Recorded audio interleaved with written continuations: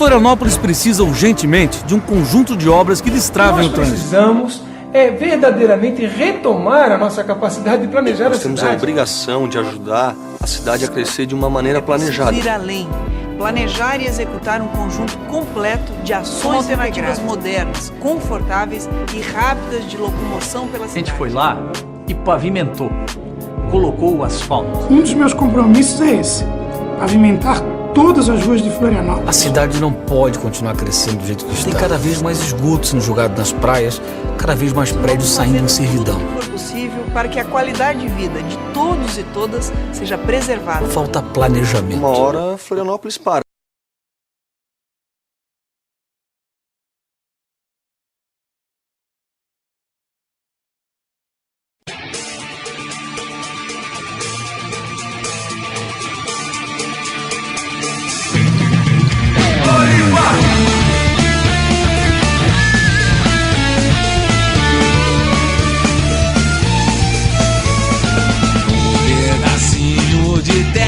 Perdido no mar,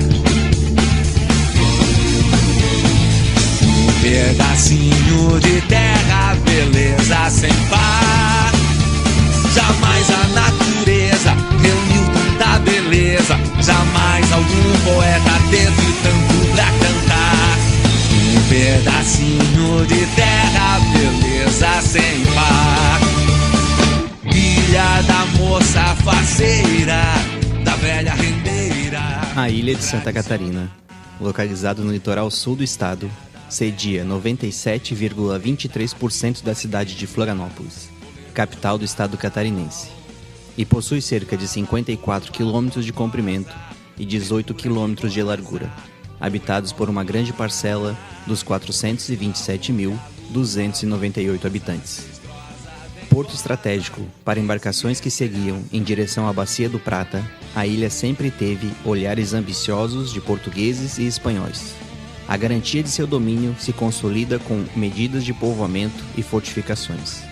No século XIX, nossa antiga desterro é elevada à categoria de cidade, e no ano de 1823, torna-se capital da província de Santa Catarina. Com isso, a cidade começa a receber os primeiros investimentos do Império, para início de obras urbanas, melhoramento do porto e construção de edificações públicas. Com a instalação da República, não só Florianópolis, mas outras importantes cidades brasileiras começaram a receber grandes reformas urbanísticas, inspirados nos grandes centros franceses.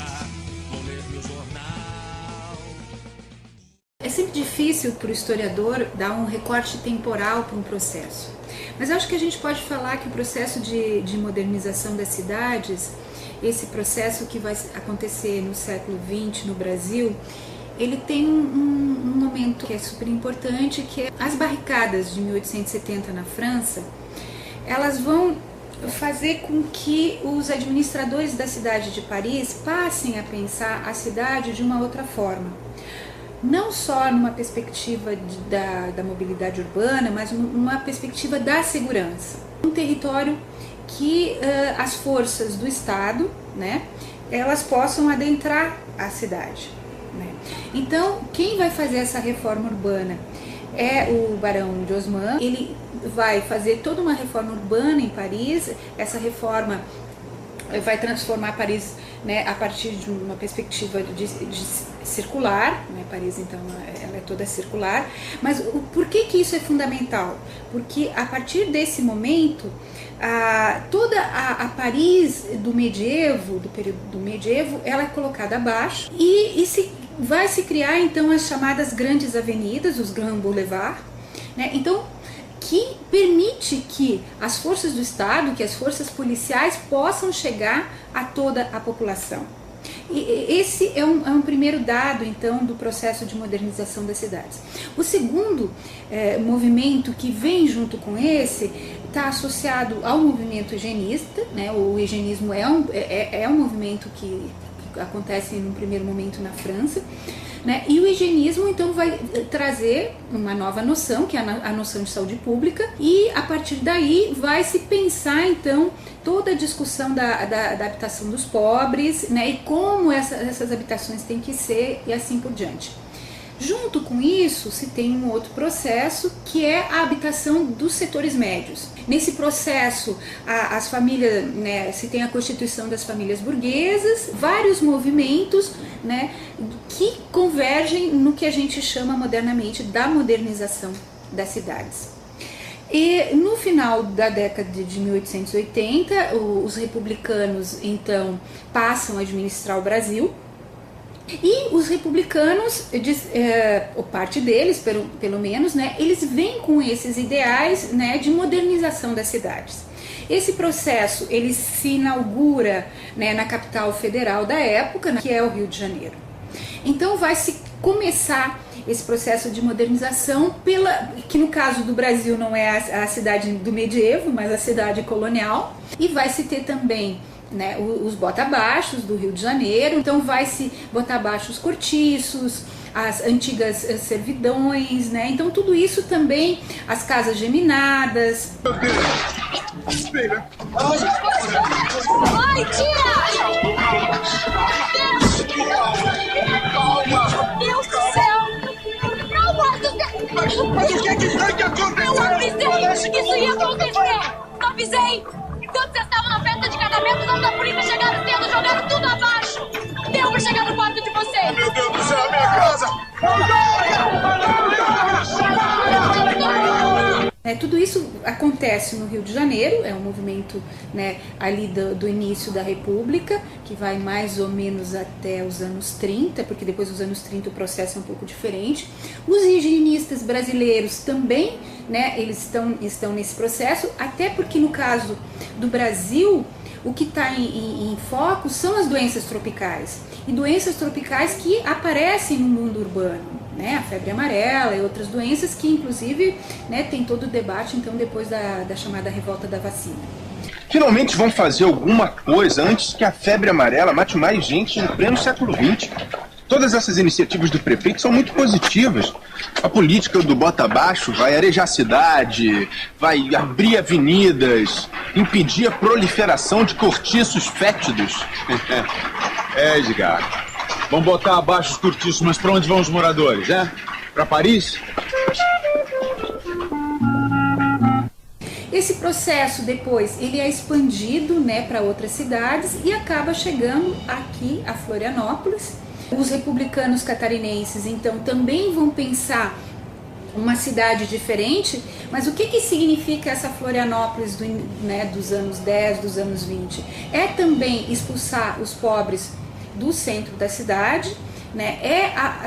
Transformar esse centro num centro governável do ponto de vista da segurança e também do ponto de vista de instalação dessas habitações burguesas. Estamos aqui no primeiro projeto de urbanização realizado na cidade de Florianópolis, na década de 20, pelo então governador Ercílio Luz, conhecida atualmente como Avenida Ercílio Luz, mas teve seu primeiro projeto baseado em obras de saneamento da cidade e a urbanização do espaço. Então, o seu primeiro nome foi Avenida do Saneamento, que teve como principal marco tirar as comunidades que moravam aqui, que tinham seus quintais voltados para o então Rio da Bulha, e jogá-los para o maciço do Morro da Cruz. E o principal projeto foi canalizar o rio que transcorria pela avenida em direção ao mar. Então esse projeto da Avenida do Saneamento ele tinha como base principal proporcionar uma divisão entre a elite, que passaria a ter o centro da cidade todo disposto ao seu uso, e os moradores, principalmente os ex-escravos, mas aqueles não elitizados, seriam separados por essa avenida agora, morando em outra região, afastados do centro da cidade. A Avenida Ercílio Luz, hoje na região central, ela representa uma das mais caras áreas urbanas. Morar aqui hoje é muito caro. E esse boom da imobiliária ele aconteceu depois, na década de 70, com a construtora Seiza, que veio construir os paredões de prédios na Avenida Ercílio Luz. Assim, então o Rio da Bulha ele foi canalizado, mas ele foi deixado aberto. Ele não foi totalmente fechado como ele se encontra hoje. Essa nova urbanização foi um projeto do prefeito Dário Elias Berger, que em 2008 proporcionou uma revitalização na região, com plantio de árvores, iluminação, bancos, mesas para jogos, ciclovia, calçada, e dessa forma ele totalizou o fechamento total através do concreto no Rio da Bulha. O Rio da Bulha que já estava por muitos moradores tidos como algo que já era feio, já não era mais algo bonito na cidade, até mesmo pelo mau cheiro que ele transmitia.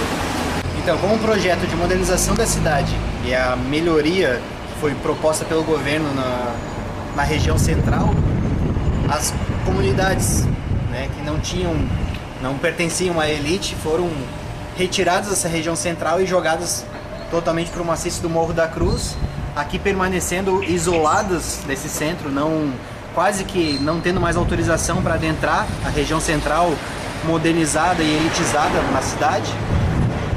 Coisas que isso só será modificado, essa ideia, depois no governo de Getúlio Vargas, quando ele vai procurar uma aproximação novamente com essa população trabalhadora e que vai então ele proporcionar que eles possam retornar à cidade. Ele proporciona a construção da Avenida Mauro Ramos, que vai servir como uma ligação novamente do maciço do Morro da Cruz, dessa comunidade que foi afastada do centro, retornando novamente a ter acesso à região central da cidade.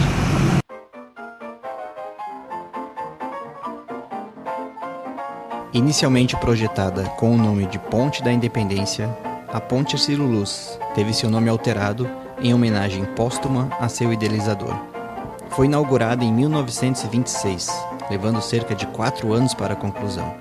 Simbolizou para aquela sociedade uma das obras mais modernas empreendidas na época, consolidando um marco de referência para a dita civilização e embelezamento da cidade, capital do estado.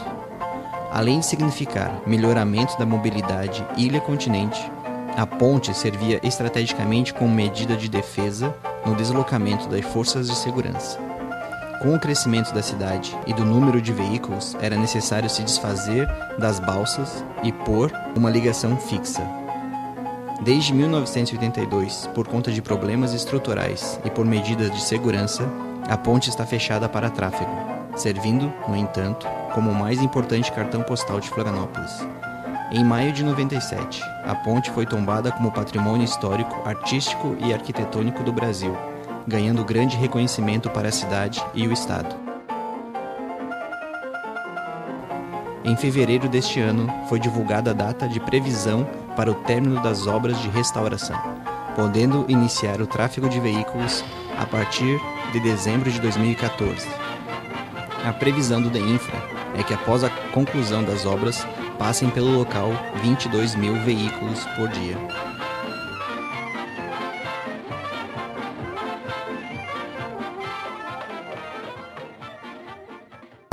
Então aqui, o Mercado Público Municipal de Florianópolis, que é um dos cartões postais construídos na entrada da cidade, muito visitado por turistas no verão.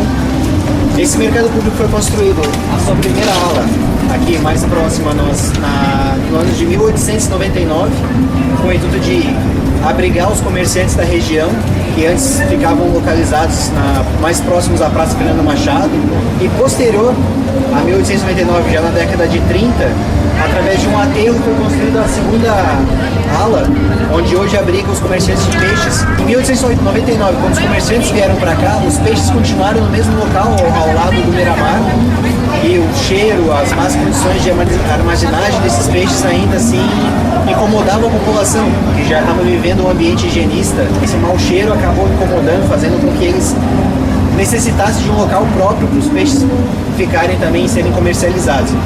E na época, o mercado público era um ambiente onde era muito fiscalizado, através de uma polícia específica que trabalhava somente no mercado público. E hoje o mercado público é um dos principais alvos de apresentações artísticas. Então, os próprios bares que hoje já estão no vão do mercado público, que promovem apresentações para a população. O plano diretor, elaborado em 1952, previa a implantação de uma série de reformas modernizadoras para a expansão da cidade e sua melhor circulação. A partir da década de 70, esse plano começa a sair do papel, com a construção de uma avenida principal que ligaria o centro da cidade ao norte da ilha, a atual Avenida Beira-Mar, e uma avenida tronco, a atual Avenida Paulo Fontes. Havia também a necessidade de se ampliar a área urbana central, criando espaços de sociabilidade, o que proporcionou uma enorme descaracterização da ilha e das lembranças do convívio com o mar.